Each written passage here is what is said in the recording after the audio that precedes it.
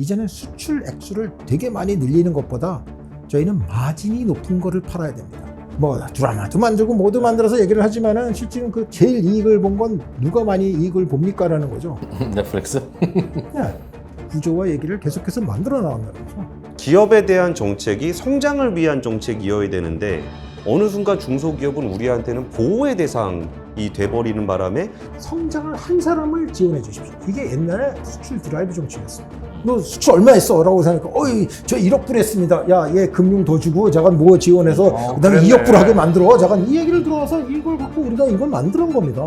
결과를 갖고 오는 놈을 지원을 해야 되는 겁니다. 결과를 안 갖고 오는 거는 소용이 없어요. 그 다음에 회장님 늘 이야기하시는 게 일본과의 경제 협력이에요. 이건 엄청난 얘기가 됩니다. 왜냐하면 상당히 고비용 사회가 앞으로 계속 전개가 될 이 많은 문제들이 일본과의 통합을 하게 되면은 거기서 나오는 시너지 때문에 비용이 엄청 떨어집니다. 이제는 말을 해야 한다. 내가 담고 있던 생각과 얘기를 밖에다 안 전달을 하면은 아무튼 그거는 뭐 국가경제제한 이바지한 것도 아니고 근데 대한상공회의소 회장이라는 얘기도 갖고 있다 보니까 제 위치에서는 무엇인가 이제 경제에 대해서 말을 해야만 하는 자리에 와 있는 거죠. 자, 신과대화 특별 인터뷰 시작하겠습니다. 저는 김원장 기자고요. 네, 저는 이프로입니다. 안녕하세요, 권순우 팀장입니다. 오늘 모신 이분은 근데 어떤 분이길래 네. 이 기자 3명을 상대한다? 처음이야. 처음인 것 같은데요. 처음이야. 일단 우리가 시간이 많으니까요. 네, 이분은 시간이 없고. 그래서? 네, 오늘 모신 이분은 우리 한 열흘 남았나요? 경주 에이펙의 CEO 서밋의 의장이시면서 우리 재계를 대표하시는 재계의 신과대화니까요. 예. 중에 한 분인데 네. 그래서 에이펙 때문에 모셨는데 근데 여기 이제 계열사 중에 한 계열사 요즘 주가가 너무 뜨거워요. 우리 국민들의 주머니를 너무 두둑하게 불려주고 있어서 사실은 원래 에이펙 때문에 모셨지만 뒷부분에 슬그머니 그것도 좀 많이 여쭤봐야겠습니다. 제가 이전에 한번 모셔봤는데 네. 그 얘기를 하려고 모실 수는 없잖아요. 그래가지고 좋은 취지로 모신 다음에 네. 물어보고 싶은 거 막 물어보는 거죠. 자, 에이펙 CEO 서밋의 의장이시면서 우리 또 상위 회장이시면서 예. SK 최태원 회장 우리 3프로 스튜디오에 나오셨습니다. 어서 오십시오. 네, 어서 오세요. 안녕하세요. 안녕하세요. 네, 반갑습니다. 미국 잘 다녀오셨어요? 예, 아직 시체가 덜 풀렸습니다. 네.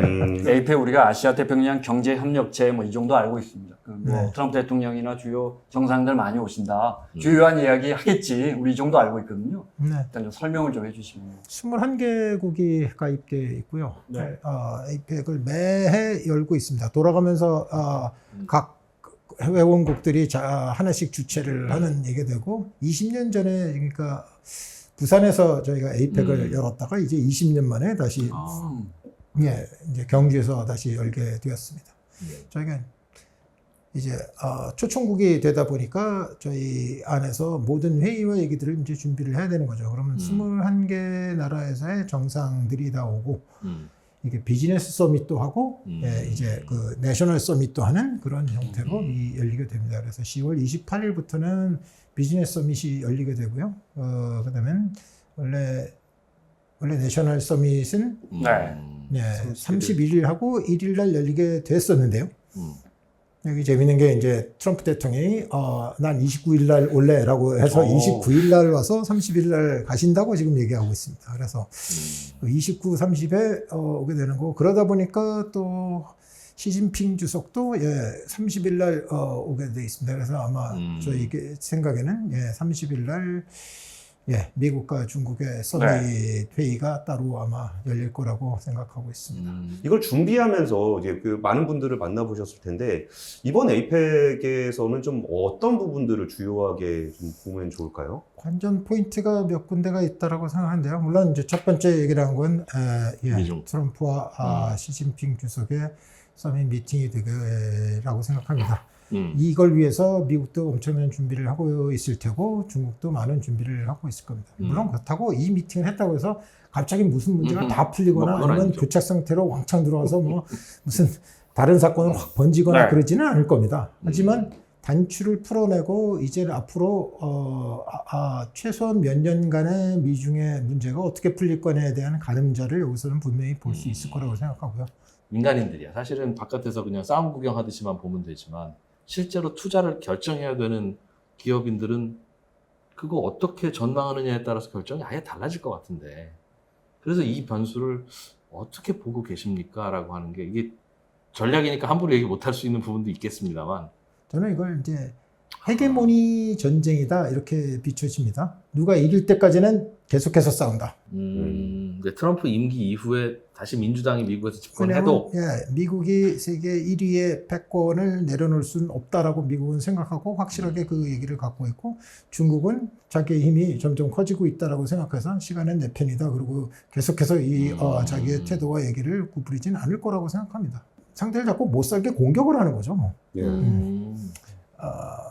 그리고 상대편의 약점을 잡고 또 명분과 논리를 갖고 나머지 다른 세계의 다른 나라에 내가 더 이제 리더다라고 생각하는 이 방향을 계속해서 아마 제시하고 내밀 겁니다. 그래서 한국에도 계속 미국이 더 리더다라고 생각하는 거를 계속 미국 쪽에서는 외치는 그런 그 상황이 될 것이고, 지금 뭔가 기존의 모든 글로벌 질서들이 바뀌고 있고 교육 질서가 요동치고 있는데, 회장님이나 SK에 가는 방향을 보면 우리는 여기서 더 진격한다라는 느낌을 받습니다. 이렇게 지오폴리틱스, 미중 간의 갈등에서 일어나고 보호무역주의가 드러나는 거는 이제 하나의 현상이고요. 이 세상에 다른 현상들이 또 계속 있습니다. 그러니까 어떻게 하나의 현상에만 맞춰갖고 너의 전략과 얘기를, 이것만 쳐다보면 불안하고 아직도 뭐가 안 되는 거니까 아무것도 결정 안 하고 가능하면 캐시 많이 쌓아놓고 뭔가를 바리케이트를 많이 치는 게 유리하지 않냐, 뭐 이런 전략을 펼치는 게 당연하다고 얘기를 할 수가 있겠죠. 혹은 아예 나는 뭐 두 가지를 갈 거야. 난 미국은 미국대로 좀 더 투자나 얘기나 미국 안으로 더 들어가고, 중국인 중국 안으로 더 들어가 버릴 거야. 뭐 이런 아예 혹은 뭐 나는 이제 중국은 버리고 난 미국은 갈 거야. 뭐 자기들이 세탁할 수 있는 여러 가지 옵션들이 있는 거죠. 하지만 저는 이것만 보고 뭔가를 결정하지는 않는다는 겁니다. 요거는 이제 하나의 이제 참고 상황이고, 여기서 들어오고 있는 전해주는 얘기라고 생각하는 건 앞으로 이렇게 계속 불안하고 뭔가 불확실한 형태는 계속 될 것이다 라고 생각하는 정도이고, 그 불확실이 있다고 뭘 해야 될 걸 안 하겠다 이렇게 생각지는 않습니다. 그러니까 뭘 해야 될 거라고 믿어지면 이제 하는 거죠. 그 대표적인 게 저희로서는 AI고요. 예. 어차피 AI에서 지면은 뭐 여기서 여기서 회피를 잘했다라는 게 별로 우리한테 도움이 안 된다고 생각하는 거니까, AI에서 뒤처지는 건 오히려 이쪽의 리스크보다 더 큰 우리한테는 데미지를 준다라고 생각을 하는 거니까, 저희는 AI 쪽에는 또 더 많은 투자와 인베스트를 할 수밖에 없습니다. AI는 세상이 약간 좀 과소평가하고 있다고 생각하세요? 사람들이 지금 벌써부터 거품론도 나오고 하고는 있는데, 당분간은 그게 거품이든 아니든 상당 부분에 계속해서 경쟁이 하다 보니까 남을 이겨야 되는 상황에 있지라면, 이게 또 똑같은 아까처럼 미중 간의 문제랑 똑같은 얘기입니다. AI 전쟁에서 미국이 이기느냐 중국이 이기겠느냐라고 생각하는 것과 똑같고, 그게 이 헤제모니 게임에는 훨씬 더 중요한 팩터가 될 가능성이 있기 때문에 양쪽의 나라가 AI에 대한 투자를 줄이지 않을 거라고 저는 생각하는 거죠. 설사 그게 거품이다 하더라도, 옛날에 무슨 러시아와 미국이 군비 경쟁할 때 그게 그렇지.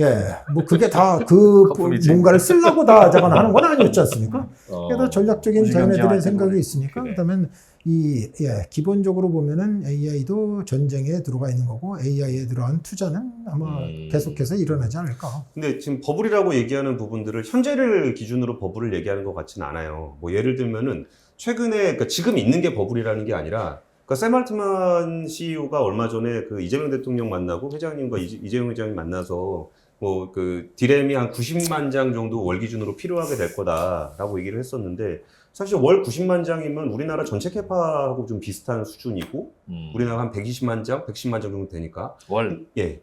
근데 거기에서 그 2배가 되는 정도, 그러니까 지금보다 공장이 한 2배 정도가 돼야 된다라는 얘기인 건데, 그 얘기를 들으면서, 아이, 설마 지금 우리나라가 전 세계 디램의 70%를 하고 있는데 그 공장을 2배로 늘린다고? 너무 많은 거 아니야? 라고 생각을 했었다가, 그 다음에 가서 얘기하는 거 보니까 엔비디아랑 $1,000억 10기가짜리 딜을 하고, 그 다음에 AMD랑 6기가짜리 딜을 하고, 브로드컴이랑 또 10기가짜리 딜을 하고, 이런 걸 보면서 작년에 SK서밋에서 회장님이 50기가를 얘기를 하셨었단 말이에요. 그래갖고 이런 부분들에 대한 투자가 진짜로 우리나라 디램 캐파가 단기간에 2배로 늘어나고, 이런 일들이 벌어질 수 있을까요?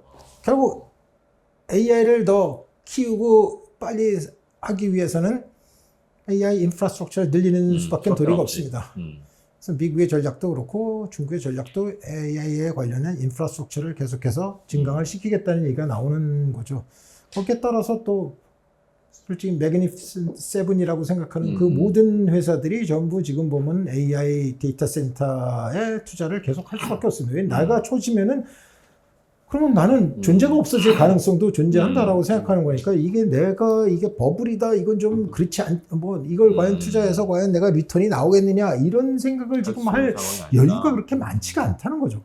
그러다 보니 AI 데이터 센터를 많이 지으면 많이 지을수록 예, 당연히 그 안에 들어가는 칩들도 더 많이 팔리고 서버도 이제 파워도 문제가 되는 거고 예, 지구에 있는 리소스가 상당히 뭐 이 안으로 빨려 들어가고 있다 이런 생각은 들어갑니다. 마치 진짜 옛날에 무슨 석유 전쟁을 하던 거나 군비 경쟁을 했던 그 얘기와 비슷한 형태의 지금 일들이 일어나고 있다라고 보입니다.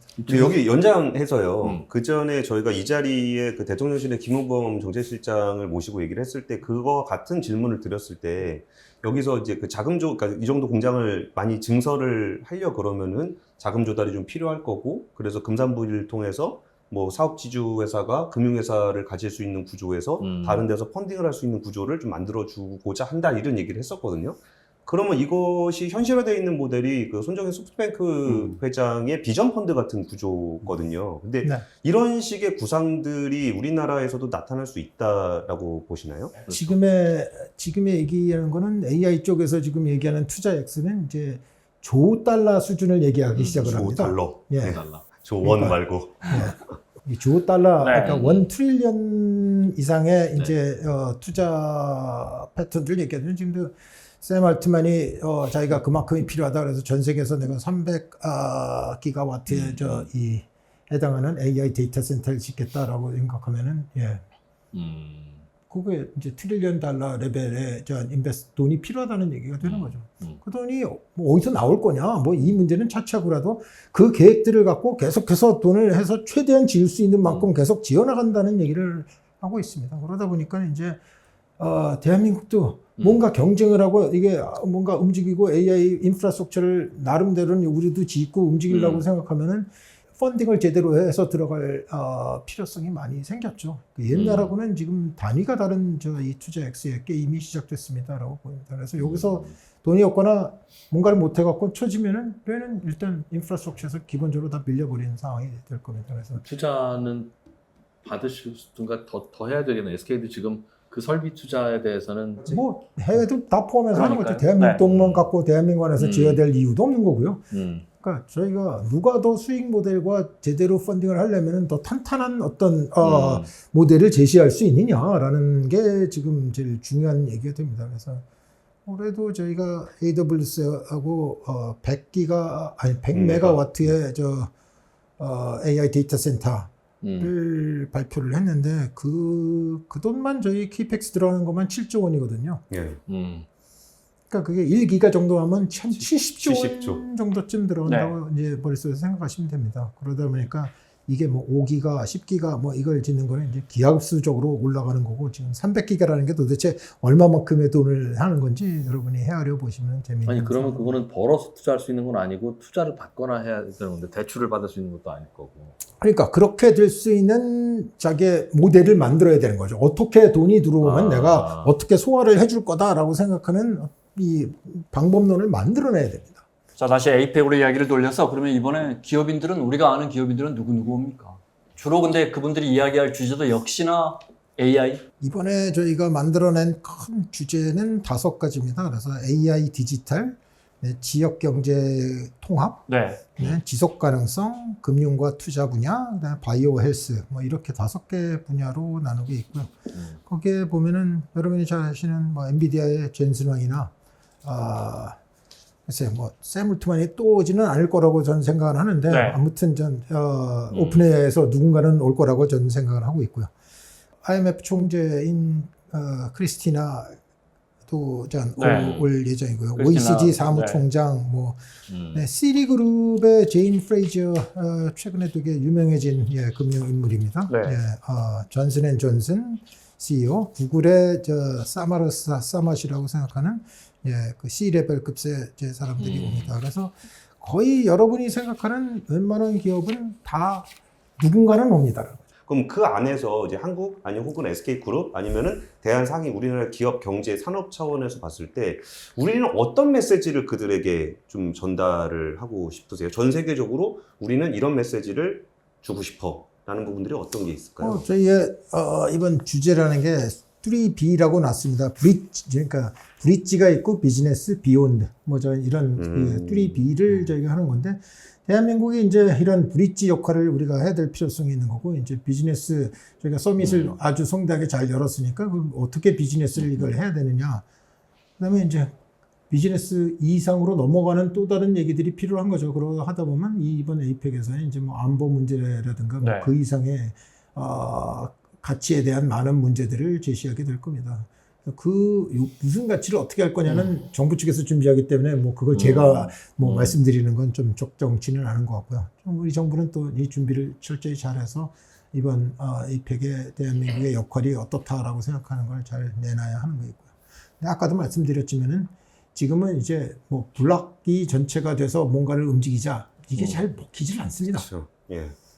이제 막 각자 살아야 되겠다 내지는 이제 원어원 관계를 어떻게 이걸 만들어 나갈 거냐가 각국이. 되게 복잡해진 거니까 대한민국도 여기서 실리를 찾아서 하려면 21개국 그다음에 뭐 초빙에 이번 특별 초청으로 오는 저 UAE까지 포함해서 하다 보면 이제 22개국을 상대로 어떻게든 원어원 그 미팅과 얘기를 해서 여기 우리의 새로운 비즈니스 전략과 그다음에 우리가 어떻게 그 새로운 역할들을 해나갈 것인지에 대해서 논의가 돼야 될 필요성이 있다 이렇게 봅니다. 지금부터는 이제 우리 경제 이야기를 좀 하겠습니다.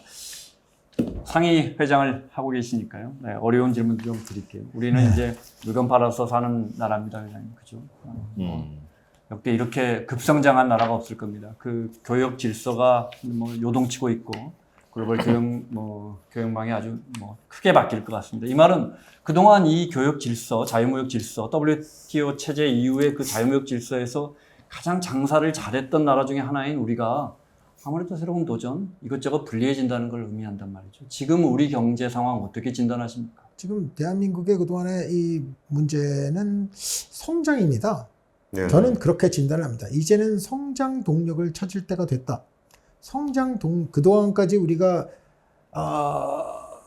수십 년인 70년대부터 저희가 유지해왔던 어쩌면 60년대인지도 모르죠. 60년대부터 뭐 해왔던 이제 수출 드라이브로 통해서 대한민국 경제가 성장을 해왔고 이렇게 왔다. 그래서 우리는 아직도 모든 국민이 머릿속에 생각하는 건 수출을 잘하면 된다라는 생각을 가졌는데 지금의 이 상태는 수출을 잘한다고 저희가 성장을 해결할 방법이 별로 없어진 상황입니다. 혼나니까 미국한테. 그렇죠. 그러니까 그러면 그 나라들한테는 큰 교역국한테는 흑자를 내지 마라라고 얘기를 하게 되면 그러면 우리는 거기선 손해 보고 딴 데선 돈을 벌어야 되는데 누가 그런 걸 또 그렇게 호락호락 해주겠습니까? 따라서 수출을 그동안에 해서 우리 경제를 지탱으로 했다라는 것에 이제 변화가 와야 됩니다. 대한민국 경제 모델이 수정돼야 됩니다. 그동안에 들어왔던 걸 완벽하게 해보지 않았던, 여태까지 한번 경험하지 않고 해보지 않았던 방법으로 하지 않으면은 지금의 성장 동력을 새롭게 찾기는 상당히 어려워졌습니다. 뭐 그게 기본적인 진단입니다. 이 얘기는 우리의 뭐 저출생서부터 뭐 네. 노령화의 문제, 뭐 우리 사회 구조가 고비용 사회가 돼버리는 상태의 문제, 그다음에 이런 지금 경제 블록화 형태가 돼서 이제 보호무역주의로 다 흘렀다는 뭐 이런 모든 얘기를 다 포함해서 그냥 진단을 하다 보면 성장 동력이 떨어져서 이제는 거의 0%대로 들어왔습니다. 우리가 성장 동력을 만들어야 됩니다라는 얘기가 지금은 차가 잘 안 팔리니까 전기차라는 성장 동력을 만들어야 됩니다. 지금은 뭐가 잘 안 팔리니까 이런 걸로 성장 동력을 만들어야 됩니다. 우리의 머릿속에는 그 수출이라는 고정관념이 그런 식으로 인식이 되어 있는데 회장님 말씀하셨던 성장이라는 그 성장 동력을 찾아야 된다는 컨셉이 좀 다른 것 같아요. 일단 아웃풋 지표라고 생각한 건 저희의 GDP입니다. 그러니까 뭐 수출을 많이 해서 저희 GDP가 올라갑니까? 라고 하는 질문에 수출이 맞다면 답이 맞습니다. 근데 제 얘기를 한 건 더 이상 수출을 늘려서 저희 GDP가 올라가지 않습니다. 수출이 잘 안 될 것이다. 우리의 경쟁력이. 그 문제도 있지만은 결국 보면은 우리가 이거 머릿속에서 잘못 따지는 것 중에 하나라는 게 뭐냐면 돈을 실제로 버는 거냐라는 이 문제들이 있습니다. 지금처럼 이 수출을 해갖고 저희가 뭔가 물건을 상품을 팔아서 우리가 수지를 맞춰서 돈을 네. 벌었다고 쳐보죠. 근데 네. 우리가 여태까지 따지는 건 수출 전체 액수를 주로 따져온 거지 네. 그 수출을 해갖고 과연 돈을 벌어온 거냐라고 생각하는 건 조금 다른 얘기죠. 개념입니다. 그렇죠. 보면. 다른 얘기죠. 이 두 가지를 같이 묶어도 좋고 따로 떨어뜨려도 좋은데 아무튼 수출을 통해서 저희 GDP가 성장하는 데는 지금 이제는 한계에 부딪혀서 더 이상 그 문제가 이게 올라오지 않습니다. 안 되는 이유는 뭐 중국의 추격 아니면 뭐 어떤 이유입니까? 왜 안 된다고 무역주의? 생각하는지를 옛날에는 이게 괜찮았던 게 WTO 체제에서는 저희가 물건을 만들어서 팔면은 전 세계 시장이 하나였으니까 그냥 누가 사도 사는 거였습니다. 예. 꼭 내가 어디다만 팔겠다라는 생각을 그치. 갖지 않았어도 물건이 좋으면 알아서 다 사가는 얘기가 된 거고 싸면 사갔던 얘기가 되는 거죠. 근데 지금은 이제 그렇지 않은 상황이 돼버린 상황이 되는 거죠. 그러니 서플라이 체인도 다 갈라져서 들어갔죠. 이 모든 무역 장벽. 얘기는 이 얘기를 한 게 대한민국 서플라이 체인에서 만들었던 얘기가 과연 전 세계에서 다른 서플라이 체인, 미국에서 만들어서 움직이는 거, 그다음에 중국에서 들어가는 서플라이 체인하고 경쟁을 해보면 저희가 지금 지고 있습니다. 그러니까 그 싼 거로 경쟁을 하려면 중국 때는 못하는 얘기가 됩니다. 미국에 와서 이걸 팔려니고 하고 미국은 우리보다는 저건 제조업이 떨어지니까 제조로 경쟁하면 말이 된다라고 얘기하지만 지금은 보면 이제 관세 보복이 들어가는 거죠. 그 네, 얘기를 하게 되면. 그러니까 이게 모델이 이걸 열심히 해갖고 GDP가 올라가야 되는데 안 올라가면 이게 무슨 그러네. 의미가 있습니까? 근데 이제 우리 기업 관점에서 말씀하셨지만 우리 국민들 입장에서는 또 다른 수출의 또 다른 면이 그동안에는 안에서 만들어서 수출했단 말이에요. 그것이 이제 투자와 고용으로 이어졌는데 지금 이제 기업들은 나갈 수밖에 없고 지금 이제 트럼프 대통령 때문에 더 나가야 한단 말이죠.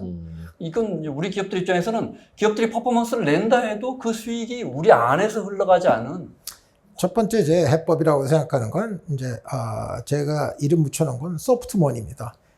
여태까지는 이제 마치 이제 수출한다라고 생각하면 되게 딱딱한 하드하게 네. 상품을 팔아서 이걸 남깁니다. 저희가 이제는 이 머리를 써서 해야 되는 이유 중에 하나라고 생각하는 건 이제는 수출 액수를 되게 많이 늘리는 것보다 저희는 마진이 높은 거를 팔아야 됩니다. 그래서 제조업이라고 생각하는 거에 다 매달려서 상품을 만들어서 판다라고 생각하는 건 아까도 말씀드린 제조업 이익률이 한 3% 평균 3% 전 세계에 3%밖에 안 되고 그 안에서 많이 난다고 얘기해봐야 한 10%밖에 날 수 없는 거. 진짜 어떤 특별한 경우에 들어가야 뭐 20, 30이 날 수 있는 얘기를 하지만은 저희가 소프트 상품을 만들어서 판다라는 건 마진 구조가 전혀 다릅니다. 50% 나오는 거 뭐 할 수 있습니다. 물론 그 소프트 상품을 만드는 능력이 있느냐, 그걸 잘 만들 수 있어서 1등 상품이 되느냐, 난 이거는 또 다른 경쟁의 문제지만은 저희는 이제는 새로운 경쟁을 어드미트하고 이걸 하지 않으면은 이제 똑같은 방법으로는 아까처럼 GDP 성장을 다시 회복시킬 방법이 없다라는 사실을 이제 저희가 직시를 해야 될 필요성이 생겼다는 거죠. 예를 들어 어떤 게 있어요? 얘기하셨던 뭐 K푸드, K컬처 이것도 하나의 소프트 상품입니다. 하지만 이걸로 마진을 얼마나 내는 거냐라고 생각하는 좀 더 우리는 구조를 잘 짤 필요가 있다는 거죠. 지금은 아주 탤런트가 좋은 몇몇 사람이 그냥 뭐 드라마도 만들고 뭐도 만들어서 얘기를 하지만은 실제는 그 드라마를 만들어서 제일 이익을 본 건 누가 많이 이익을 봅니까라는 거죠. 넷플릭스? 네. 거기는 왜 그렇게 되느냐 하면 그걸 많이 투자하고 인프라스트럭처를 들고 있으니까 실제로는 소프트 상품을 만들어서 계속 팔아도 마진이 상당히 크게 남을 수 있는 구조와 얘기를 계속해서 만들어 나간다는 거죠. 저는 회장님이 쓰셨던 용어 중에 이거를 한번 좀 저는 좀 인상적으로 봤던 용어 중에 하나가 지금 말씀하고 좀 연결이 되는 것 같아서 여쭤보는 거예요. 이렇게 한식에 대한 관심이 굉장히 많으신데 한식의 산업화라는 표현을 쓰셨어요. 그럼 우리가 그렇습니다. 일반적으로 얘기할 때는 한식의 세계화 아니면 K푸드 이런 식으로 얘기를 하는데 한식의 산업화라는 이 표현이 뭔가 저한테 줬던 메시지는 좀 전에 말씀하셨던 것처럼 그냥 만드는 것을 넘어서는 개념인 거죠. 뭐 솔직히 맥도날드 같이 저희 한국 푸드의 체인 형태가 확실하게 다 들어가서 많은 사람들이 내가 맥도날드 가면은 얼마에 어느 정도쯤의 퀄리티의 식사를 할 수 있을 거야 라고 생각하고 난 그 안에 가면 메뉴의 이름과 모든 거를 나는 너무 친숙하게 알고 있는 거죠. 그러니까 나는 내가 선택할 게 별로 없으면 맥도날드를 선택을 합니다. 왜? 나한테는 친근하고 확실하니까요. 가성비가 좋다라고 생각하는 건 머릿속에 확 들어가고 리스크가 없지. 시간이 얼마 걸릴지 뭐가 어떻게 될지를 정확히 알고 있는 겁니다. 저희도 그렇게 음식을 계속해서 팔 수 있어야만 합니다. 물론 우리가 먹던 거가 최고야 이렇게 얘기를 할 수 있죠. 그 상대까지 올라올 사람들을 그렇게까지 훈련을 시켜야 되지 않습니까? 전 세계인을 그렇게 만들 수 있도록 들어가는 겁니다. 그 전체를 저는 산업화라고 부르는 겁니다.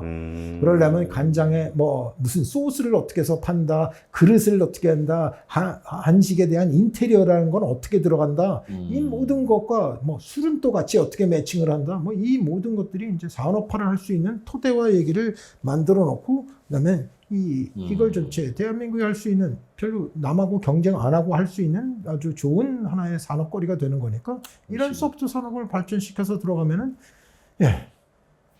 이게 많이 퍼져 있으면 전 세계 사람들이 얼마나 많이 이탈리안 음식을 먹습니까? 그 아까 말씀하신 구조화. 네. 그렇죠? 그거 하려면 뭘 해야 됩니까? 그러니까 아이디어도 맞고 방향도 맞는 것 같으면 내일부터 우리 그거 해라고 할 때 이게 잘 안 되는 면이 있을 텐데 우리 산업 구조나 일단 뭐 메뉴를 통일해야 됩니다. 메뉴의 이름조차도 다릅니다. 한식은 예. 저희는 된장찌개를 뭐라고 부를 겁니다. 그 다음에 된장찌개라고 대한민국 사람이 하는데 막상 그 안에 들어가면 그래. 외국 사람이 쳐다보면 이게 같은 된장찌개, 같은 음식이 맞아, 아닙니다. 맞아. 해물된장. 되게 다른 이 들어가는 이 베이스나 이게 모든 게 다 다른 거죠. 근데 우리는 그냥 된장찌개라고 부르는 거죠. 이렇게 해갖고는 이걸 다른 사람한테 먹일 수가 없습니다. 왜냐하면 어떤 사람이 뭔가를 해물 된장찌개를 먹고 너무 좋았다. 근데 어느 날 가서 무슨 깡된장을 주고서 된장찌개라고 하면 나 이건 진짜로 이건 자기가 어떻게 말할 수가 없는 거죠. 뭐 이런 얘기서부터 어떻게 이 먹는 방법을 할 거냐. 음식을 줬을 때 저희처럼 한상 차림으로 한꺼번에 탁 가서 이렇게 먹으라고 줄 거냐. 외국처럼 하나씩 뭔가를 낼 거냐. 그러니까 일본의 스시집을 가서 보면은 이제 그게 전부 일본 이름화가 다 돼 있습니다. 그러니까요. 뭐 새우 같으면 에비라고 부르고 이게 처음부터 미국 사람이 아니면 외국 사람이 이 이름을 알았을까요? 몰랐죠. 그럼 영어로 써거나 프렌치를 밑에 써놨습니다. 그러는 과정을 10년 이상 겪으면서 그 사람들한테 드디어 뭐라고 가르치냐?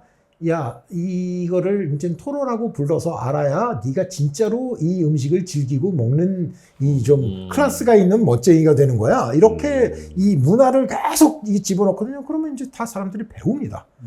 각자 공격해서 될 일은 아니고 그러니까 이게 내셔널 플래닝이 같이 작동을 해야 됩니다. 이제는 국가 대항전 형태가 상당히 되었기 때문에 이걸 그냥 나는 모르세라고 생각하는 문제가 아니라 이게 국가 전략화를 짜서 움직이지 않으면은 솔직히는 이걸 어느 한 기업이 다 이걸 준비해 갖고 간다 이런 거는 불가능에 속하는 거죠. 그러네. 알아서 각계 격진을 해라고 하지만은 그렇게 하면은 이기는 승자도 그 안에 오래 있을 수가 없는 거고 우리나라도 그랬죠. 뭐 한식점 되게 잘 되는 프랜차이즈나 뭐 이 얘기를 미국에서도 만들었던 분들이 있는데 그게 오래 못 갑니다.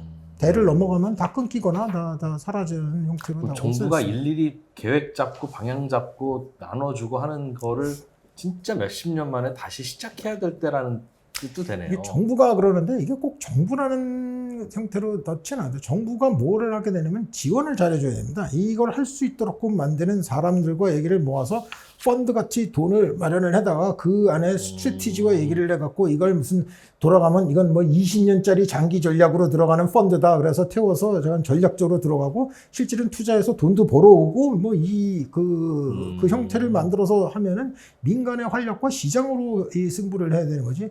정부가 혼자서 계획해갖고 정책 세우고 그래. 얘기를 들어간다. 이거는 너무 좀 펀드를 옛날 만들면 그 펀드가 한식의 상품화라든가 브랜드라든가 전략이라든가 이런 거를 짜는 무슨 기업 같은 거를 따로 만들어서 그럴 투자하는 수 그런 있죠. 개념입니다. 그냥 뭐 어디다 지금 가서 내셔널 기업을 하나 만들어서 들어가고 민간에서 펀드 받아다가 자 이제 이 한식에 얘네들이 펀드를 조성을 하고 얘기를 들어서 각 분야를 전체적으로 저 바텀에 들어가는 뭐 식재료나 저 접시나 뭐 이런 얘기서부터 셰프를 교육시키고 음식을 만들어서 식당을 만들어서 전체로 돌아가는 이 서플라이 체인 형태를 전부 다 섭렵을 하고서 이걸 들어가는 이 기업을 가져갑니다. 라고 할 수 있죠. 그 산업에 대한 소프트머니. 얘기들을 좀 나누면서 소프트머니의 한 사례로서 이제 음식을 좀 다뤄봤잖아요. 근데 그게 뭔가 성장을 위해서 변해야 되는 게 굉장히 많은 것 같은 거예요. 우리가 수출을 중심으로 생각하다가 다른 생각을 하다 보니까 우리 사회에 변해야 될 부분들이 굉장히 많은데 그 부분을 이제 회장님께서 몇 가지 아젠다를 주셨던 부분들 중에 좀 저는 좀 인상적이었던 부분이 이 저성장의 원인으로 이제 계단식 규제라는 거를 좀 지적을 좀 하셨었거든요. 그러니까 이게 산업화로 가는 그 과정일 수도 있고 아니면 그거의 무리일 수도 있는데 그 말씀에 좀 일정 부분 공감을 하면서도 그 얘기를 다른 분들하고 했을 때 부딪히는 부분들은 저런 거잖아요. 그러니까 중소기업에 있을 때 성장하지 않고 거기 머물러 있는 현상들을 좀 말씀을 해주신 건데 그게 왜 그렇게 된 건가를 좀 얘기를 취재를 하다가 현장에서 들었던 얘기는 그 기업에 대한 정책이 성장을 위한 정책이어야 되는데 어느 순간 중소기업은 우리한테는 보호의 대상이 돼버리는 바람에 이들의 성장을 지원하는 게 아니라 보호를 하기 때문에 여기가 성장을 하게 되면 보호 대상이 아니게 된다는 거죠. 변하려고 생각하면은 이것도 꼭 변해야 되는 하나의 서브젝트 중에 하나입니다.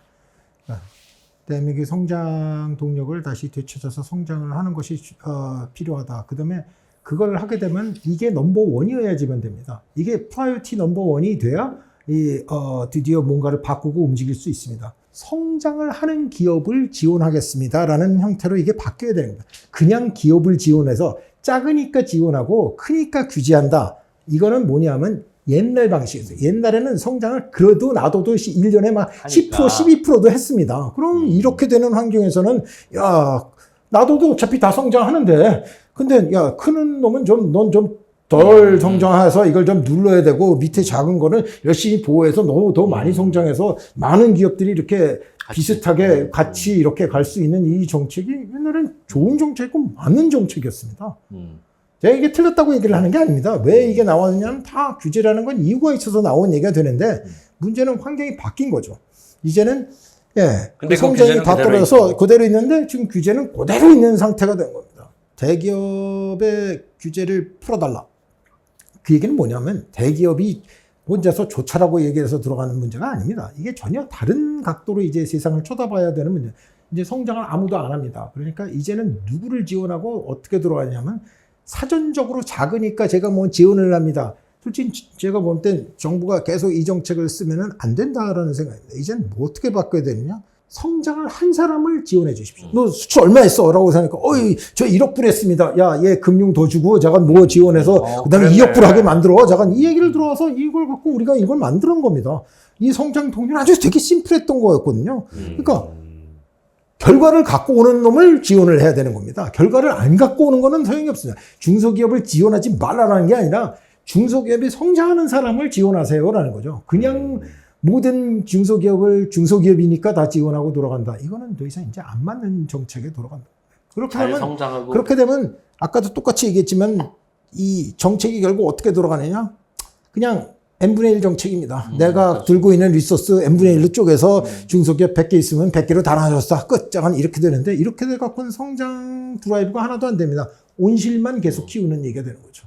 그러니까 이제 이걸 바꿔야 될 때입니다. 기업더러 성장, 대기업도 좋고 중소기업도 좋다. 성장하면은 지원한다. 자, 이 얘기가 들어가고 정책을 그렇게 만들면은 이건 다들 성장에 목말라 하지 않겠습니까? 그러면 내가 성장을 더 키워서 움직여서 가자라는 건데 지금은 근데 그게 진짜 프라이어티 넘버원이 그거예요? 보시기엔? 성장이라는 거를 프라이어티 넘버원 정책으로 놔야 이런 그 싸고 있던 규제나 얘기들을 바꿀 명분과 그다음에 뭐가 나온다는 거죠. 그렇지 않으면은 아니 그걸 그렇게 규제하면 안 되지 않습니까? 라는 다른 옛날 그 있었던 그 논리가 다시 튀어나와서 그 논리가 더 우세합니다라고 생각하면은 그다음에는 뭐 이건 안 바뀌겠죠. 안 바뀌면 성장은 저희는 없다라고 생각합니다. 알겠습니다.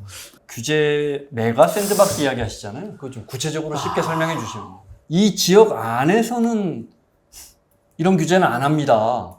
이게 가능할까요? 불가능할 이유는 없다고 봅니다. 제가 뭐 그냥 아주 몇 가지 예를 이렇게 들어서 제 경험이니까요. 왜 이게 거기였냐라고 하는데 그냥 그때 회의가 거기서 열렸기 때문에 그걸 한 겁니다. 뭐 다른 오해는 하지 마시고 대구에 간 일이 있었습니다. 네. 대구에 가서 일하는데 대구에 가서 산업을 하고 들어왔는데 거기서 이제 메가 샌드박스를 제가 설명을 해야 되는 이게 들어와서 여기다가 메가 샌드박스를 설치합시다 그러면 어떻게 해야 되느냐? 별게 아니었습니다. 돈도 필요 없고 딴 것도 필요 없을 수도 있습니다. 뭐만 하나 얘기하면 대구에 사람들이 살고 있는데 거기서 새로운 산업을 유치를 해갖고 뭔가를 하자. 제가 볼 때 뭐 땅 문제 뭐 여러 가지 다 있는데 그렇게 해갖고 과연 다른 지역에 대비해서 과연 경쟁력이 더 있을 거냐. 음. 저는 그게 좀 회의적이라고 봤습니다. 그래서 그렇게 무슨 돈 들이고 뭐 새로운 얘기를 하는 게 아니라 규제만 갖고도 이걸 만들 수가 있습니다는 하나의 예를 보여드려서 한다면 뭐냐. 테스트베드를 하나 만듭시다. 대구 혹은 대구가 좀 더 크면 이 메트로폴리탄 에어리아까지 잡아서 들어가면 200만이 넘는 얘기가 됩니다. 300만도 만들 수 있습니다. 얼마든지 만드는데 거기는 뭐냐? AI에 꼭 필요한 데이터를 모을 수 있고 내가 무엇인가 새로운 어떤 AI 프로그램이나 얘기를 만들면 거기서 대구의 사람들이 시민 운동처럼 그걸 써주고 그 다음에 피드백을 주는 얘기를 만들자. 이건 별 돈이 들어가는 것도 아니지 않습니까? 그렇게 되면 무엇이 생기느냐? 여기서 그 데이터를 만지려고 오는 사람들이 AI의 전문가나 내가 새로운 AI의 어떤 뭔가를 만들었고 사람들이 써갖고 이거에 대한 피드백을 내가 받고 싶어 하는 게 나는 그게 되게 중요한데 그 실험장을 만들어 주는 겁니다. 그러면 그 안에 이제 몇 가지 이제 규제 완화가 돼야 되는 얘기라는 게 무슨 이제 개인 정보 뭐 이 문제에 들어갔던 거 빡빡하게 얼어놨던 거 뭐 좀 양보하자. 그래서 뭐 기업이 이건 테스트베드로 써야 되는 거니까 어떻게 쓰고 뭘 하고 그러면 데모그래피가 어떻게 나오고 뭐에 따라서 어떤 사람은 이걸 좋아하고 그게 아니다. 뭐 이걸 아주 쉽게 알 수 있도록끔 얘기를 가자. 이건 제대로 하면 대한민국에 있는 AI 기업만 오는 게 아니라 해외에서도 옵니다라는 거죠. 내가 이런 실험을 할 수 있어? 별 돈 안 들이고 나 여기서 R&D 센터 설치하고 얘기를 해서 들어올 거야. 그냥 다 소프트 형태로 해서 해결할 수 있는 아이디어도 충분히 있다는 거예요. 이거 말고도 이제 메가라고 생각하는 건 그 샌드박스라고 들어왔던 그 얘기가 네.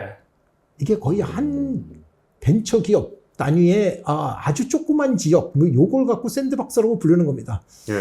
그러니까 어디 산단에 어디 한 층에다가 자간 여기서 요게 샌드박스입니다. 이렇게 불러놓으니까 이거 갖고는 뭐 아무 실험과 어떤 스케일을 만들어낼 방법이 없는 거죠. 그러니까 그러지 말고 그냥 아예 뭔가 이걸 하자. 드론을 마음대로 움직이고 자율주행을 계속해서 돌아갈 수 있는 곳을 하나 만들어서 하자. 교통사고 나고 뭐 문제가 일어날 수 있겠죠. 하지만 거기에 대한 면책이나 뭔가를 갖다 시가 책임지고 나 이걸 들어갈래. 그렇게 얘기를 하려면 내가 뭔가를 내놔야 다른 데도 와갖고 뭔가를 하죠. 나는 하나도 안 내놓고 아무것도 안 내놓으려고 생각하는데 뭐 산업단지 유치했다고 갑자기 공장이 들어오고 막 이게 GDP가 늘어난다. 그 얘기는 옛날에 70년대나 있었던 그 이제 가능한 거지. 지금 2020년대에 지금 더 이상 그런 형태의 얘기가 먹히지가 않는다는 얘기입니다. 그러니까 이제 저희의 사고를 바꿔서 저희가 할 수 있는 전혀 다른 각도로 해야 된다. 근데 아직도 전체로 보면 샌드박스나 뭐 이런 얘기를 하다 보면 자꾸 산단 얘기만 해서 이제 제가 그렇죠. 보면 아니 그게 산업단지 공장 짓는 얘기하고는 꼭 그렇게 맞춰 들어가야 하는 게 그렇게 하면 이게 메가라는 형태를 쓸 수가 없습니다. 그리고 우리가 필요한 건 지금 디맨드와 사람의 비헤이비어가 어떻게 되는지를 측정하고 움직이는 게 어찌 보면 AI 시대에는 되게 중요한 얘기가 되고 이런 걸 만들어내는 게 지금은 필요한 하나의 얘기가 됩니다. 화가 자꾸 많아지죠. 그런 거 보다 보면 예, 점점 열이 오르시는 것 내 같습니다. 진짜 이놈은 진짜 아유. 근데 말씀하신 시간이 없다는 것 때문에 그렇습니다. 이게 시간이 충분하다면은 제가 아직도 있는데 이 중국의 추격과 뭐 많은 대한민국의 이 문제들이 이제 거의 다들 째깍째깍 이 시간들을 다 안고 있습니다. 저출산 문제도 이 상태가 돼서 내수 줄고 우리 생산 활동 인구가 다 줄어버려서 들어가는 문제가 심각해지면 더 이상 회복 방법이 없습니다. 그렇죠. 그런 모든 문제에 대한 해법이 다 있는데 그 해법을 하려면은 살고 있었던 그 방식대로는 못하는 문제들이 생깁니다. 또 하나 재밌는 건 메가 샌드박스하고 똑같은데 어프로치가 전혀 다른 얘기가 더 들어가면 해외 시민 유입입니다. 지금 모델을 바꿔야 된다고 얘기하지 않았습니까? 그러면 이제 설계를 한번 해보는 거죠. 무슨 설계를 하냐? 내수를 늘리는 걸 생각을 해보자. 네. 수출이 안 되면은 내수를 늘리는 걸 생각을 해야 되지 않습니까? 그렇죠. 근데 인구가 줄고 있어요. 그러니까 이게 말이 안 돼. 그러면 이걸 늘리려고 생각하면 어떻게 돼? 밖에서 유입을 들어올 방법을 찾아야 된다는 거죠. 어떤 사람을 어디에다 어떻게 유입을 하는 게 가장 우리한테 유리할 것인가? 이걸 생각해 설계를 해보면 되는 거죠. 뭐 그냥 너무 기니까 아주 짧게만 하면 제 타겟 목표는 한 500만입니다. 외국에서 두뇌를 노동력이 들어가는 지금에 보면은 이제 노동자를 들어오는 그 얘기는 내수에 별 도움이 안 됩니다. 왜? 고급 노동자이지만 소득이 많아지고 소득 많은 거를 이 안에서 써서 내수가 늘어난다는 이 효과를 가져가야 됩니다. 우리의 목표가 그렇다면 우리는 선택지가 전혀 다른 거죠. 노동자를 수입하는 게 아니라 완벽하게 고급 두뇌를 우리는 유치할 필요가 있습니다. 그러려고 생각하면 이제 메가시티 형태를 어딘가에 만들어 버립니다. 그리고 어느 나라를 위한 중국이든 일본이든 뭐 어떤 나라든 뭐 아니면 이 인터내셔널 이 형태를 만들겠다라고 생각하면 그 안에서는 뭐 공용어를 뭐 중국어 영어를 다 쓰게 만들어서 그 아예 시티를 만들고 그다음에 그 안에서 사람을 유입시키고 그 안에서 이제 기업이나 R&D 연구소를 쭉 만들어서 뭐 AI의 어떤 사람들을 유치를 해서 들어가죠. 돈 많이 주고 어차피 우리는 사람 필요했었습니다. 저희가 없으면 기업은 예, 밖에 나가서 쓸 이 얘기를 차라리 밖에 나가갖고 연구소 만드는 것보다 여기서 만들게 해주면은 여기서 지금 그 수입해다가 여기서 만들어서 들어가도 뭐 인도나 파키스탄 뭐 많은 데서도 여기 어느 정도까지만 말이 된다면 들어올 되게 많습니다. 또 걱정을 합니다. 아우 그러면 이제 뭐 나중에 우리나라 사람이랑 다 섞여서 되게 문제되지 않습니다. 뭐 이런 얘기를 막 하는 거죠. 네거티브 싱킹을 하면 되게 많은데 그것도 해결할 방법은 이런 방법이 있습니다. 한시적인 그린 카드를 주면 됩니다. 네가 여기서 잡을 계속해서 영위하는 한은 여기서 계속 살 수 있다라고 생각하는 그 얘기가 되면은 그 사람이 이제 혼란이 일어나는 그 문제를 줄여서 우리의 내수를 만들어야 됩니다. 500만이 들어오면 500만을 먹여 살리고 서비스를 하려고 하면 어나더 500만의 잡이 또 탄생이 그럼요. 됩니다. 네. 그러니까 이게 저희의 이 동력이 되는 상황을 생각을 해야 됩니다. 이제는 그런 아주 거대 프로젝트가 아니고 난다면 저희의 성장 동력을 바꿔낼 방법이 없다는 사실을 이제는 저희가 인지를 해야 되는 거죠. 글로벌리 매력적으로 변해야 되겠네요. 그렇죠. 왜 이미 매력적인 포인트가 되게 많거든요. 근데 그거를 되게 쉽고 프렌들리하게 쓸 수 있게끔 만들고 너 여기 와갖고 집도 사고 땅도 사라 뭐 이 얘기에 이 많은 것을 풀어줘서 그 사람이 여기 와서 아니 뭐 그 사람이 집을 갖고 뭐 갑니까? 뭐 집을 이거 도망갈 것도 아니고 집 짓고 사면 좋은 거죠 우리한테는. 저 이것도 한번 여쭤보고 싶었어요. 이게 성장이 이게 저성장이 가면서 생겨난 현상인지 이게 원인인지 결과인지는 잘 모르겠는데 사실 이렇게 기업 사이즈에서 얘기를 했었고 외국인에 대한 얘기를 했는데 저는 한국 사람 얘기를 좀 여쭤보고 싶어요. 결국은 이 일을 하는 것은 결국 사람이 하는 일이고 인재가 하는 일인데 어느 순간부터 이렇게 성장이 없는 것에서 내수에서 그럼 제일 좋은 자영업이 뭐냐? 그러면 의사잖아요. 그러니까 의대에 왜 그렇게 많은 사람들이 목을 매는가라고 생각해 보면은 어쩌면 성장률이 떨어진 나라에서 제일 좋은 잡이 될 수도 있을 거라는 생각이 좀 들어요. 가장 안정적으로 뭐 하면은 뭐 돈도 많이 벌 수 있는 찬스가 계속 있고 그러니까 의사라는 사람들이 그걸 의사라는 잡을 계속 사람들이 엘리트들이 다 글로 다 들어가서 이걸 하고 있는 거죠. 그렇죠. 그거를 뭐라 그럴 수는 없는 것 같은데. 네. 그 현장에서 자기가 선택을 하는 거니까. 그러면 그걸 좀 더 큰 틀에서 이게 뭐 이른바 진짜 KBS에서 공대에 미친 한국, 의대에 미친 한국, 공대에 미친 중국이라는 다큐멘터리가 사회적으로 회자가 됐던 거는 그 문제에 대한 공감대를 이미 형성을 하고 있었다. 그런데 그게 그렇게 되지 않는다는 현실적인 부분들을 다 안다라고 생각을 해요. 그러면은 결국은 이 수많은 과제들을 해결해야 되는 건 사람이 해야 되는 문제인데 그럼 이 문제에 대해서는 어떤 식견을 좀 말씀해 주실 수 있을까요? 이게 보면은 우리나라 인재 경쟁력을 보면은 중학교, 고등학교까지도 아직도 전 세계에 거의 탑에 들어가는 얘기가 됩니다. 근데 이게 되게 이상해진 게 이제 뭐 저도 책임을 져야 되는 문제라고 보이는데 직장에 들어와서 몇 년 된 사람들을 측정을 해보면은 실제로 들어가는 이 탤런트와 이 모든 얘기가 실제로 보면 이 평균 이하로 떨어집니다. 그 얘기는 인재가 처음엔 됐었는데 이게 잘하지를 않는 문제가 생기는 거죠. 그러니까 뭔가 교육의 시스템도 문제고 사회 시스템도 문제고 페이의 문제도 다 이 안에 들어가 있는 거고 그렇습니다. 뭐 누구를 마음대로 더 많이 준다. 이게 우리나라로 뭐 잘못되면 왜 그 사람만 그렇게 주느냐라고 생각하는 거가 별로 우리 문화에 잘 안 맞습니다. 우리는 그렇죠. 대학을 그 회사를 입사를 할 때는 뭐 입사 동기 뭐 거의 이런 형태로 오면 이게 뭐 동기라고 생각하면 다 거기가 도토리키 제기로 그렇게 다 승진돼서 올라가야지만은 된다라는 이런 당위성들을 다 갖고 있는 거죠. 그러면 그 안에 더 뛰어난 사람을 더 뭘 어떻게 준다. 그게 안 되는 겁니다. 그래서 요새는 아주 똑똑한 사람이 대기업에 있지 않습니다. 나가버립니다. 그러니까 내가 기회를 내 스스로 찾는 게 더 나아라고 생각하고 차라리 뭐 외국 기업을 가든지 그렇지 않으면 스타트업이나 아니면 내가 벤처를 만들어서 내가 딴 데를 가든지 뭐 이런 상황이 생기는 그러니까 붙잡고 싶으면 돈 더 줄 수 있을 텐데. 예. 근데 왜 우리 사회에 우리 기업의 보상 증명이 질서를 안 됩니다. 바꿔야 한다. 우리나라는 그거를 어딘가를 항상 보면 무슨 시험 쳐서 점수 몇 점이 나와야 뭐가 된다라는 이런 머릿속에 이 개스가 있는 거지. 누군가 일을 잘하니까 이 사람을 갑자기 월급을 3배를 주던 거에 이걸 더 주겠다. 이런 현상과 이 정책이 회사에서 집행이 되지가 않습니다. 측정이 잘 안 되고 있다. 예, 측정도 못하고 설사 그렇게 측정을 했다 해서 천재라고 해서 한다고 갑자기 똑같은 어저께 하고 오늘 하고 있는데 갑자기 오늘은 갑자기 이 사람한테 월급을 3배를 줘라. 아까 성장 중심으로 정책을 만들어야 돼. 성장하는 기업한테 더 줘야 이번에 못 받은 사람들도 그럼 나도 저렇게 해야지라고 해서 움직인다고 하신 걸 회사의 인사정책에도 얘가 똑똑한 것 같은데 잘은 모르겠어. 2배 줄만한지는 모르겠으나 그러나 현재 상황에서 상대적으로 얘가 제일 잘하는 것 같으면 얘를 2배를 줘야 다른 애들도 그 인덱스와 그 기준에 맞춰서 열심히 하고 그게 선순환이 되지. 라고 그거는 회장님은 할 수 있잖아요. 주기 시작하는 거. 회사도 성과금이나 뭐 이런 것들을 많이 만들죠. 네. 근데 되게 성과급을 너무 크게 가면 부작용이 더 납니다. 조직 전체에는 조직이 일을 하는 이 시스템에는 또 안 맞을 가능성이 있어요.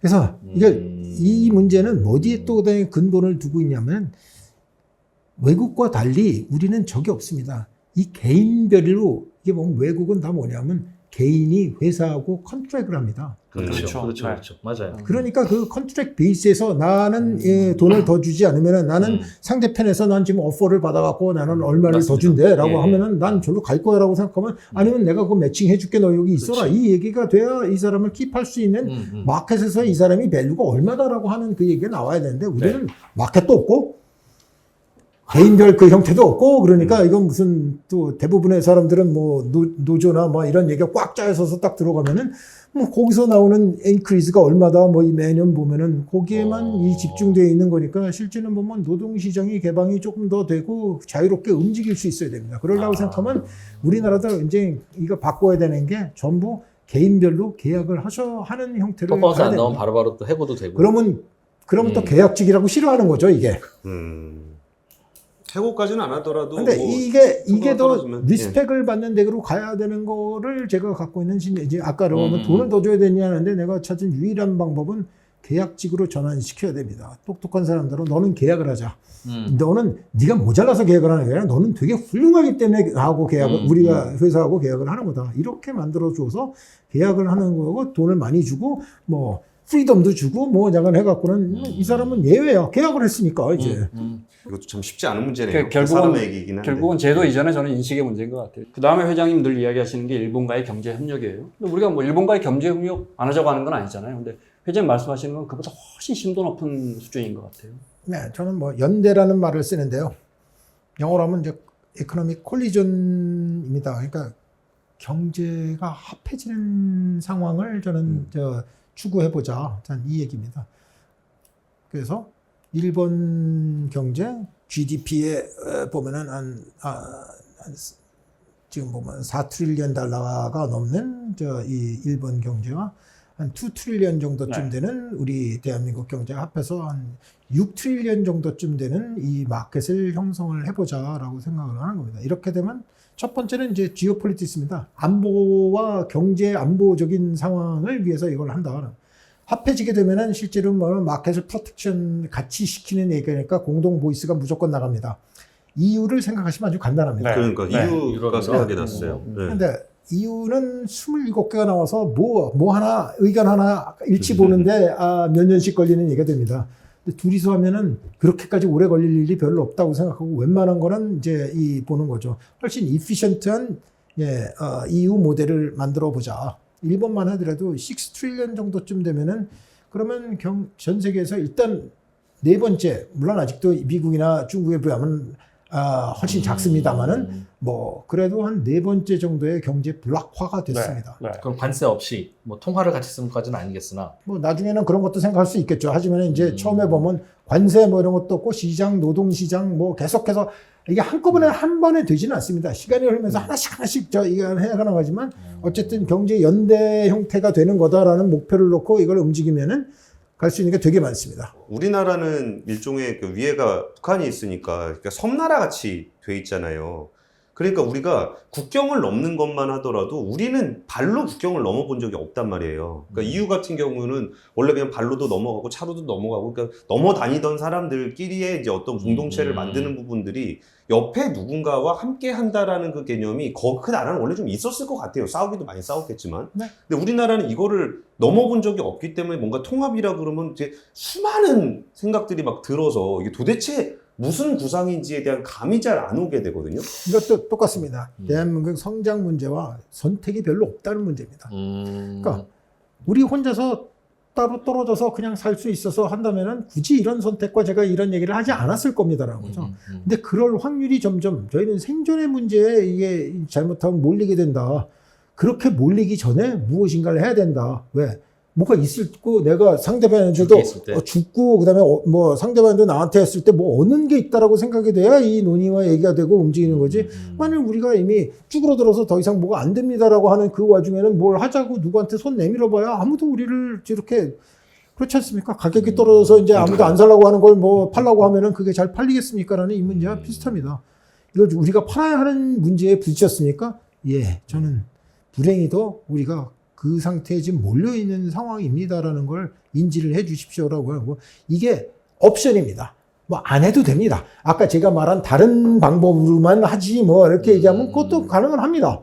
하지만 더 확실하다고 생각하는 거는 아예 이런 경제 연대를 해서 키우면은 이건 엄청난 얘기가 됩니다. 왜냐하면 대한민국에 들고 있던 제가 말한 상당히 고비용 사회가 앞으로 계속 전개가 될 이 많은 문제들이 일본과의 통합을 하게 되면은 거기서 나오는 시너지 때문에 비용이 엄청 떨어집니다. 예를 하나만 좀 들어주세요. 예를 들면 의료 같은 거 있습니다. 뭐 얼마 전에도 의료 때문에 무슨 의사를 얼마를 내야 되니 병원을 어떻게 돼야 되니 미리 노령화 시대가 계속 때문에 이제 노인을 위한 병원들이 계속 저희는 이 의료 시설과 이게 다 필요합니다. 이 안에다 다 짓지 말고 일본 가게 하자. 같이 이용하는 네. 보험만 만들게 해서 가면은 저쪽에서 하고 난 다음에 거기서 대한 걸 보험 지급하고 저기 들어가면 남을 때는 있으니까. 일본도 어차피 내가 뭐 일본 사람만 써야 되는 거 아닌 형태가 꽤 있을 수 있는 거고 남는 부분이 존재한다면 자기네도 더 이피션트해지는 거니까 더 좋은 거죠. 이런 부분이 그러네. 서로 쉐어가 되면 아니 그다음에 뭐 노인들하고 전부 일본만 가겠습니까? 우리나라가 잘하는 부분도 있으면 일본에 있는 사람이 여기를 와갖고 이제 치료를 받고 가는 거죠. 그렇게 된다면 시장이 열리고 경쟁이 더 되면서 실제로 뭐 의료 부분도 변호사 부분도 우리가 그동안에 닫아놓고 경쟁 안 했다 해서 이 상당히 내려있던 그 부분들이 왕창 경쟁이 되면서 그 실제로는 시장화가 더 빨리 되고 포텐셜이 더 넘어가고 비용은 떨어지고 국민 효익은 훨씬 더 늘어나고. 기본적으로 한일 관계라는 게 네. 매우 특수하잖아요. 그리고 정치적으로는 이게 답이 늘 안 나오거든요. 네. 근데 이게 이제 경제적만 이게 풀리지 않고 이 상부조가 풀리지 않고 경제만 협력으로 갈 수는 없는. 제가 이런 말을 하는 거는 베니핏이 있습니다라고 생각하는 걸 많은 사람이 알게 되면 그건 해볼만 하네라고 생각하는 사람이 더 늘어나가는 거죠. 많은 사람이 그 생각을 해갖고 그거 해볼만 하고 괜찮은 방법이다. 일본도 답이 없거든요. 지금. 그러니까 양쪽이 그 생각이 서로 똑같이 되고 그 사람이 많아지면 그 사람이 많아진 거를 다른 반대로 얘기하면 그게 정치였습니다.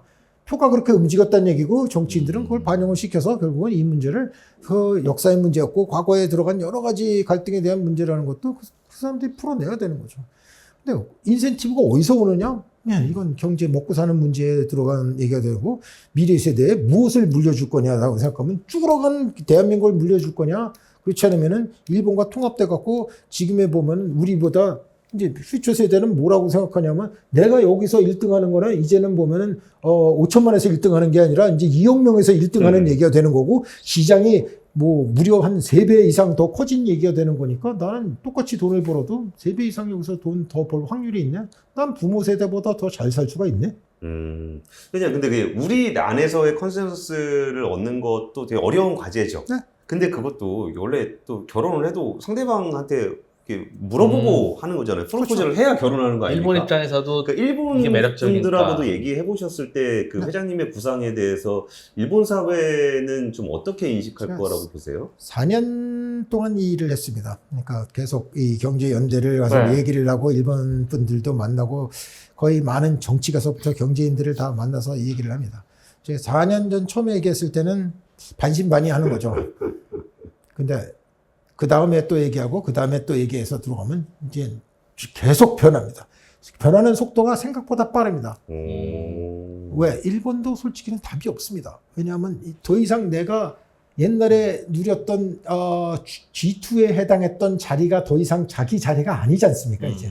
그다음에 지금에 있는 이 약간 갈라파고스 형태로 되어 있는 내 경제 시스템과 이 얘기가 더 이상 갈 데가 별로 없습니다. 일본도 솔직히 그 내부의 갈등이 그게 되게 이제 커지고 있는 상황이죠. 뭔가 브레이크를 해야 되는데 그동안까지 이제 미국과의 얘기를 아주 연대를 되게 세게 해왔던 걸로 뭔가 이니셔티브를 찾고 거기서 뭘 찾자라고 생각을 했는데 최근에 나온 미국에서 보여준 거는 일본이 그렇게까지 그렇죠. 예. 안 신뢰했던 그 미국에서 뭐 우리도 마찬가지 아닙니까? 지금 그렇지. 보면은 이건 좀 아니잖아 라는 부분이 자꾸 생기는 거 아니고 퀘셔닝이 자꾸 생기는 거냐? 거기도 똑같은 문제가 생긴 겁니다. 구체적으로는 뭘 해야 될까요? 지금 한일 FTA 정도 하면 될 건 아니고. 네. 구체적으로는 첫 번째는 에너지였어요. 에너지요? 네. 둘 다 고립된 국가. 둘 다 고립됐습니다. 그러니까 밖에서부터 에너지가 다 사와야 됩니다. 그러니까 에너지를 공동 구매를 하고 들어온 걸 스토리지를 해갖고 같이 그렇죠. 나눠서 쓰는 겁니다. 요거는 괜찮고. 해칭이 되니까 가격도 그렇고 서로 공급도 경쟁할 필요 그렇고. 없네. 네. 이 얘기를 이걸 매칭을 하면은 이 얘기가 되는 거죠. 그러면 이제 가스 같은 것도 스토리지를 놓으면은 그렇지. 이제 그렇습니다. 저쪽에 가스가 남는 얘기가 되면 이제 저희가 저것도 만듭니다. 파이프라인도 만들어 버려요. 그렇죠. 그러면 이제 계량기만 붙이면 되니까. 네, 거기에 전력선과 저 가스 같은 이 유틸리티 쉐어링을 하는 그 얘기를 쫙 만들어 버리면은 저기 남는 가스 있으면 우리 쪽으로 보내서 우린 값 치르면 되는 건 그 얘기가 되고 전기도 이 쉐어링이 돼서 움직이니까 실제로는 대한민국 혼자서 다 맨날 발전소 짓는다고 이 고민했던 이 문제의 단초를 꽤 낮은 레벨로 우리가 이 전기를 사올 수 있는 룸만 존재를 한다면은 그다음에는 이 얘기는 전혀 다른 거죠. 그럼 저희가 모든 피크에 감당할 발전소를 다 그렇죠. 짓지 않아도 되는 네. 얘기가 되는 겁니다. 전기값도 그렇게 되면 더 상대적으로 싸질 수도 있는 찬스가 같이 오는 거죠. 이것만 그런 게 아니라 뭐 석유를 같이 구입하는 것도 그렇고요. 뭐 그 이외에 수소 개발이라든가 뭐 전기 자동차에 들어가는 뭐 앞으로 에너지 쪽으로 들어가는 거는 국가의 기본적인 얘기이기 때문에 사이즈 뭐 부족해서 그렇습니다. 생기는 원자력 문제니까. 협력도 되는 거고 그다음에는 뭐 원자력 발전소를 지어서 그 전력을 쉐어하기 뭐 이런 얘기들을 계속해서 만들어내면은 예. 훨씬 더 우리 혼자서 하는 때보다 비용 부담과 얘기가 줄어들면서 우리는 저비용 사회로 내려갈 수 있는 찬스가 훨씬 더 있는 상태가 됩니다. 그러면 저비용이 되면 맨날 그 썼던 그 돈을 딴 데다가 투여를 할 수 있지 않습니까? 이게 성장 모멘텀이라는 겁니다. 여태까지 썼던 돈, 집안에서 맨날, 그렇게 생활하는데 들어갔던 돈을 내리면은 그거 갖고, 다른 데서 뭐 집 사는데 투자를 하든 주식에 투자를 하든 뭔가를 할 거 아닙니까? 똑같은 원리가 되는 겁니다. 그냥 근데 제가 다 물어보려고 그런 건 아닌데 그거에 대한 리스트를 30개를 직접 구체적으로 짜신 거예요? 다 짰죠. 왜? 직접 스스로? 그냥 아니, 대한 근데 상황에서 같이 다 짰겠죠. 뭐가 네. 가장 뭐 현실성입니다. 학자들도 다 모아서 이걸 한 거고요. 이게 그냥 뭐 저 혼자 지금 얘기하는 이게 좋다가 아니라 실제 실증과 이 학문적으로 이제 전부 증명들을 해내는 프로세스를 하는 거죠. 또 하나 들어가면 스타트업 젊은 애들 친구로 하면 스타트업 마켓만 합해도 좋습니다. 그러면 지금 대한민국에서 여기서 벤처 마켓과 뭐 들어가는 거 따로 놀고 일본 따로 놀고 이럴 필요가 없는 거죠. 이 두 개만 합해서 얘기를 들어가고 그 안에 있는 사람 이제 뭐 비자 근데 솔직히 물리적으로 안 가도 여기서 컴퓨터를 얼마든지 저쪽 사람을 하이어할 수도 있고 반대로도 할 수 있는 얘기가 됩니다. 그러면 취직서부터 스타트업을 만드는 이 마켓과 얘기가 갑자기 팡 하고 커지는 거죠. 뭐 성장을 일본 시장에 할 수도 있고 한국 시장에 할 수도 있고 10년 그런 전에만 거고. 얘기했어도 아유 말이 통해야지 시장이 갔죠 라고 할 텐데 지금은 인공지능이 뭐, 뭐든 다 뭐, 뭐. 지금은 뭐 말이 안 통해서 뭐 이런 건 뭐 그러니까. 별로 알겠습니다. 우리도 답이 없지만 회장님 말씀 중에 가장 정말 귀에 쏙 들어오는 거. 일본도 답이 없다. 정말 어떻게든 두 나라가 지금 답을 찾아야 하는 상황에서. 그 회장님이 말씀하시는 그 작년에 AI 서밋에서 이게 50기가 얘기하셨을 때 제가 그거를 역산을 주먹국으로 계산을 해봤어요. 그랬더니 2천조 원이 나오더라고요. 그래서 2천조 원이 있어야 된다는 얘기를 하니까 다들 멍하니 그냥 그랬었거든요. 투자금이 네, 투자금이. 그리고서 그거를 보면은 뭐 예를 들어서 그 아까 샘 알트만 같은 경우에 뭐 조 달러 얘기하고서 뭐 경원 얘기하고 뭐 250기가와트 데이터 센터 필요하다고 얘기하고 그런 얘기를 하면 샘 알트만은 사실 그 돈도 없잖아요, 솔직히. 근데 그렇게 막 그 뭐 엄청난 얘기를 하면은 어떤 생각이 드시나 되게 궁금해요. 우리 같은 사람들 일반적으로 기자로서 봤을 때야 그냥 전략적으로 보거나 돈이 있네 없네 그런 얘기 하는데 그래. 너무 큰 돈들을 얘기를 할 때 나는 그 돈이 없는데? 라고 해서 쫄리는지 아니면 나도 한번 저런 그림을 그려봐야 되겠다라고 해서 챌린징한지 그런 것들이 좀 궁금해요. 궁금하다. 예, 그래. 뭐 좋은 예인지는 잘 모르겠습니다. 근데 왜 저희가 도박을 할 때 칩으로 바꿔서 하지 않습니까? 네, 그죠. 그러면 이제 그걸 한참 하다 보면 이게 얼마라는 그 감각이 이제 이게 사라지는 거죠. 칩이 몇 개야? 자, 이것만 해갖고는 막 움직이는 것과 되게 비슷해집니다.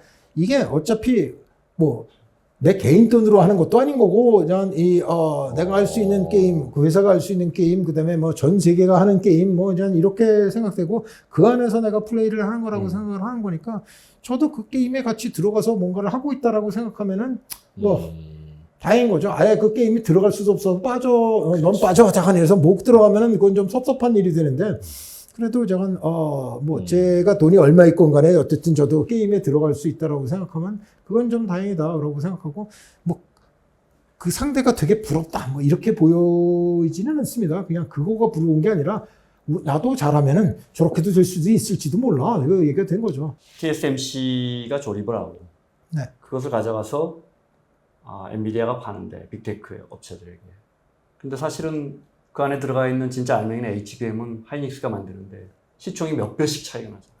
네. 그렇지. 응? 이거 없으면은 저쪽에서는 패키지 할 것도 없고 엔비디아는 팔 것도 없어요. 네. 그런데 엔비디아는 뭐 글로벌하게 제일 큰 기업이 돼버렸는데 그 기업의 가치, 뭐 우리가 뭐 시가총액이라고 이야기하지만 그래. 그거는 좀 억울한 면이 있다고 생각하시죠, 속으로. 고객 넘버원이 항상 돼야 되는 게 저희의 철학 중에 하나입니다. 그래서 어쨌든 고객을 향해서는 고객의 비즈니스를 호트하려고 하지 마라. 그러니까 고객을 방해하거나 들어와서 경쟁을 하거나 뭔가 안 좋은 형태로 가서 들어가는 게 아니라 계속해서 잘 될 수 있도록 우리는 계속 뒷받침을 하는 거다. 뭐 우리는 열심히 했는데 뭐 여기가 다른 사정에서 안 되는 거야. 그건 우리가 어떻게 할 수 있는 얘기는 아니지만은 우리는 이 탑 리스트의 고객한테는 고객에 대한 완전히 신뢰와 얘기를 구축하는 게 그게 되게 중요한 거다. 그게 지금 아까 말씀드린 의리 비즈니스를 제대로 하고 항상 그래도 성공하고 계속 자기를 익스펜전을 할 수 있는 아주 좋은 하나의 이 자세가 된다고 생각을 하는 거죠. 저희는 계속 그래야 된다고 생각합니다. 디램은 고객이 누군지 되게 불특정 다수인데 제품만 잘 만들면 되죠. 근데 요즘은 고객이 아예 그냥 딱 찍어져 있으니까 가끔씩 밥도선 사야 되고 그런 저희가 생각하면 한 탑 20 고객이 거의 저희 레버뉴의 거의 한 80% 이상을 차지하는 거니까 그 20만 잘 관리해도 저는 대한상의 회장으로서 말씀하시는 게 많다고는 생각되는데 보통은 기업인들은 발언을 잘 안 하시려고 하고 그 이유는 좋은 발언을 해도 본전이고 뭐라도 시비 걸리면 손해볼 일만 있고 내가 뭐 말한다고 그거대로 되는 게 아니고 일을 만들려면 굳이 대중적으로 얘기 안 해도 되는 거 많으니까 하여튼 결과적으로는 다들 말씀들을 안 하시기도 하고 그냥 그러려니 했는데 최근에 최 회장님 보면 여기저기에서 야, 저 주변에서 직원들이 좀 말리겠다 저건 좀 그만하시라고 할 만큼 이런저런 다양한 말씀들을 하시고 있고 그 중에서는 약간 레디컬해서 야, 저건 좀 그런데? 라는 부분도 있다는 것 본인도 아실 것 같은데 그럼에도 불구하고 자꾸 이런 이야기를 하시는 본인의 모티브는 뭡니까? 까지 얘기할 수 있는데요. 하나는 아버지부터 받은 거가 하나 있습니다. 저희 선친께서 계속 이제 어느 단계가 넘어가면 국가 경제에 뭔가 개인으로서 역할을 해야 된다라는 거죠. 이제 회사로서 어떻게 돌아간다라고 하는 거는 알아서 회사가 하는 그 얘기가 들어가지만 이제 개인적으로 그거를 할 필요성이 있다. 그래서 이제 저희 아버지도 그런 그 얘기를 위해서 이제 국가 경제나 얘기 시스템에 대해서 많은 말씀을 하셨죠. 저도 나이가 이제 65가 이제 됐습니다. 그러니까 제가 건강을 다 갖고서 제대로 뭔가 말을 하고 연구를 하고 이렇게 할 나이가 이제는 몇 년 안 남았다는 얘기가 됩니다. 그러니까 이제는 말을 해야 한다. 내가 담고 있던 생각과 얘기를 아무것도 밖에다 안 전달을 하면은 이제 그거는 국가경제에 이바지한 것도 아니고 이제 대한상공회의소 회장이라는 얘기도 갖고 있다 보니까 이제 제 위치에서는 무엇인가 이제 경제에 대해서 말을 해야만 하는 자리에 와 있는 거죠. 그래서 이제 이 일을 하는 겁니다. 그래서 원래 자리가 그런 문제도 있고 이게 선친께서 이런 이런 뭐랄까요 뭐 스스로 모범을 보여주셨으니 제가 그걸 하는 것도 있고 그래서 이 두 가지가 겹쳐서 저는 이렇게 하는 겁니다. 그러니까 저의 모티브는 뭐 이게 제가 뭐 돈을 덜 잘 벌겠다 나와서 내가 멋진 말을 해갖고 뭐 유명해지겠다 뭐 전 이런 얘기는 하나도 없고 이런 얘기 제가 안고 있고 그래도 어쨌든 한 40년 이상 이 비즈니스를 보고 자랐던 이 상황에서 보면은 지금 대한민국이 어떤 처지에 와 있고 이걸 이제 어떻게 해야지만 한다라고 하는 방법론과 아까처럼 무슨 뭐 필요한 스터디가 있으면은 뭐 한일경제연대에서부터 뭐 필요한 스터디를 전부 해서 이제 국가에서 그것들을 정책적으로 쓰거나 이제 사람들이 깨달아서 무엇인가 이제 대한민국의 변화를 하지 않으면은 그럼 이제 후손한테 제가 물려줄 얘기라는 게 뭐 니네만 잘 먹고 살았냐 결국은 이렇게밖에 안 되지 않습니까? 오늘 굉장히 긴 시간 말씀 주셨는데 이게 뭐 직접 본인이 스스로 좀 오늘 이야기를 정리를 한번 해주신다면 대한민국 경제 체질을 바꿔내고 우리가 여태까지 해보지 않았던 새로운 시도를 해야 된다는 아이디어를 제가 몇 가지를 드렸습니다. 정리를 해드려서 하다 보면 하나가 한일 경제 연대를 네. 하는 그 연대 이코노믹 콜리전이 필요하다라는 말씀을 드렸고요. 하나는 규제에서 보면 그 규제 개혁을 그냥 한다 그렇게 들어가는 게 아니라 실질은 보면 성장을 하는 거를 그다음에 규제를 해도 좋습니다. 하지만 성장을 하는데 포커스를 주고 성장을 하는 것을 지원한다라는 패턴을 들어가고 그렇게 기업의 사이즈별로 있었던 규제는 철폐되고 없어져야지만 이제 이 활력이 생겨서 대한민국 경제가 한다. 성장합니다라고. 근데 그다음에 이제 AI 오늘 말씀을 여러 가지 드렸습니다. 거의 모든 AI와 얘기를 하는 툴을 우리가 잘 써서 정말 우리가 3등이 될 포텐셜을 안 갖고 있는 건 아니지만 그 포텐셜을 실제화를 만든다는 거는 되게 중요한 대한민국 성장의 모멘텀이 될 것입니다. 그래서 AI에 대한 이 각도를 잘 얘기를 해야 됩니다. 그다음에는 또 메가 샌드박스와 해외 시민 유입에 대해서 말씀을 드렸어요. 그래서 이제는 맨날 수출만 기댈 수가 없다. 내수를 폭발적으로 늘리는 새로운 방법을 우리가 연구를 할 필요성이 있는데 그렇게 하려니까 규제를 바꾸고 해외 시민이 유입될 수 있도록 이제 대한민국 구조를 바꿔야 된다. 이게 제가 오늘 해법은 4가지를 말씀드렸습니다. 솔직히 한 가지가 더 있는데 그건 나중에 또 기회가 되면 말씀드리도록 하겠습니다. 네, 귀한 시간 내주셨는데 바쁘시니까 우리가 여기서 보내드려야 할 것 우리도 같아요. 바빠. 그래요. 다음 기회에 한 번 더 오시는 걸로 우리가 예. 아쉬운 시간 마무리하도록 하겠습니다. 오늘 시간 내주셔서 감사합니다. 고맙습니다. 수고하셨습니다. 네.